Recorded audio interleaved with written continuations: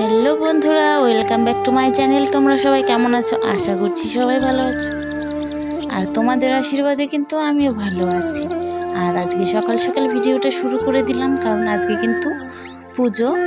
তো সবার বাড়িতেই এটা পুজো হয়। তো দেখো, সকাল সকাল না করলে তো দেরি হয়ে যাবে, এবং তোমাদের দাদাভাই কিন্তু কাজে যাবে। তো আমাকে কিন্তু ল্যাপাটাপা করে আবার কিন্তু ল্যাপা পোছাটা শেষ করে আবার রান্নার দিকেও যেতে হবে, তাড়াতাড়ি রান্না করতে হবে। সেই জন্য কিন্তু ভোরবেলা উঠেছি আজকে। আর কালকে তো দেখেছিলে আমি সন্ধেবেলায় উঠোনটা লেপে রেখেছি, কারণ আমি সকালবেলা তাড়াহুড়ো করতে পারি না। তো সেই জন্য আজকে সকালে কিন্তু ঘুম থেকে উঠে আমি প্রথমে ফার্স্ট রান্নাঘরের সাথেই লেগে পড়েছি। তো ভালো করে লেপে টেপে রান্নাঘরের ডোর সব কমপ্লিট করে নেব। তারপরে কিন্তু বড় ঘরের সব মোছামুছি করব, মোছামুছি করে পুজোর জিনিসপত্র দিয়ে দেবো। তো তোমরা ততক্ষণ আমার সাথে থাকো আর দেখতে থাকো ফুল ভিডিওটা।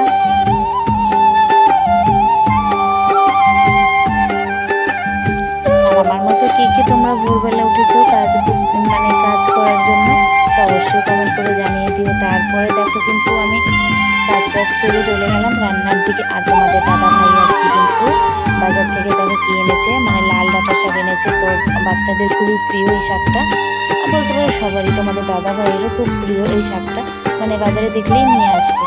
তো সেই জন্য কিন্তু এত সুন্দর শাক এনেছে, সেই জন্য কিন্তু সেটা আমি আগে কেটে নিচ্ছি। তো শাকটা ভাজা করবো। আর তার সাথে কিন্তু থাকছে আমাদের গাছের কলার ভিতরে যে কলা গাছের ভিতরে যে হয়ে থাকে, আমরা ওটাকে ভাদাল বলি, তোমরা কি বলো জানি না। কলা গাছ যখন কলাটা কেটে নেওয়া হয় আর গাছটার ভিতরে থাকে, তো সেটাই এই যে আমার সাইডে রাখা আছে দেখো। তো সেটা কিন্তু ভাজা করবো আর একটু নিরামিষ করবো। তো আজকে রান্নাটা আমি যে গ্যাসে বসিয়ে দিয়েছি, কারণ দেরি হয়ে গেছে এমনি তো অনেকটা, সেই কারণে আর গ্যাসটা আমি রান্নাঘরে বসিয়ে নিয়েছি। না হলে আমি এখানে করলে আমার তাড়াতাড়ি অসুবিধা হয়, সেজন্য আমি রান্নাঘরে গ্যাসটা বসিয়ে নিচ্ছি। তারপরে দেখো রান্নাবান্না কমপ্লিট করে সবাইকে খাইয়ে দিয়ে তারপর দেখো আমি স্নান করে নিয়েছি। আমাদের মধ্যে একটা নিয়ম আছে যে নদীতে যেতে হয় লবণ দেওয়ার জন্য, তো সেই জন্য কিন্তু আমি সব রেডি করে নিয়েছি। এই দেখো, আর সিঁদুরের ফোঁটা দিয়ে মাথা ব্যথা হেঁচড়ায়ে তারপরে কিন্তু এদিকে দেখো কলা পাতার মধ্যে সিঁদুরের ফোঁটা দিয়ে লবণ নিয়ে নিতে হয়। আর ধূপকাঠি, ফুল, বেলপাতা সব নিয়ে নিয়েছি। এখন গুছিয়ে নদীতে যাব। নদীতে লবণ দিয়ে এসে তারপরে কিন্তু বাড়িতে দুধ কলাটা বাড়িয়ে দেবো আর বাড়ির পুজোটা দেবো। তার আগে কিন্তু কিছু করবো না। তো তারপর দেখো সব কাজটা সেরে সন্ধেবেলায় কিন্তু কি করতে বসেছি, সন্ধেবেলায় বলো না, সন্ধ্যের আগের টাইমে। তো মেয়ে বলে যে মা গাছে তো বাদামি পেকেছে, তো সেই জন্য কিন্তু বাদামিটা পেরে নিয়ে আসলাম। আর পেরে এখন কেটে খেতে বসেছি। তো আমার ভিডিওটা তোমাদের কেমন লাগলো কমেন্ট করে কিন্তু অবশ্যই জানাবে বন্ধুরা, আর সবাই পাশে থাকবে, ঠিক আছে বন্ধুরা? তো দেখতে থাকো। তো এদিকে কিন্তু বসে পড়েছি বাদামিটা কাটার জন্য। আর কাটতে কাটতে তোমরা তোমাদের সাথে গল্প করতে করতে তোমরা বলে দিও কোথার থেকে আমার ভিডিওটা দেখছো আর কেমন লাগে আমার ভিডিওটা। অবশ্যই তোমাদের কাছে রিকোয়েস্ট কমেন্ট করে জানাবে।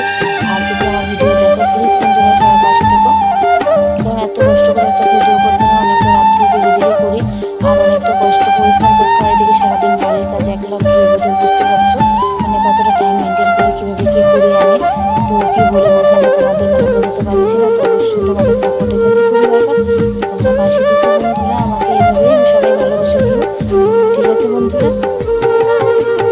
আর তোমাদের সাথে কথা বলতে বলতে কিন্তু দেখো এদিকে আমারও কিন্তু বাদামিটা কিন্তু ছোলা প্রায় হয়েই গেছে, আর একটু বাকি আছে।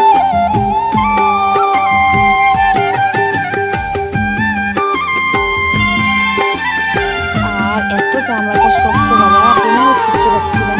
তো যাই হোক, তো তোমরা দেখতেই পাচ্ছ কতটা জোর টানাটানি করছি। তো অনেক টেনে টেনে বাদামিটা ছুটলাম, চোচাটা খুবই শক্ত আর ছিঁড়ে চোচাটা ছিঁড়ে যাচ্ছিল।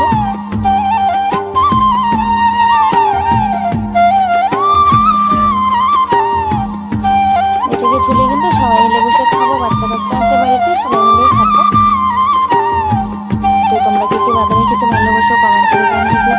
আমাদের তো খুবই ভালো লাগে। তারপর তো খেতে বসে পড়লাম, আর দেরি সহ্য হচ্ছিল না, কিন্তু ফটাফট খেতে বসে পড়লাম। তো তোমরা কিছু মনে করো না, আর ভালো লাগলে ভিডিওটি লাইক সাবস্ক্রাইব করে পাশে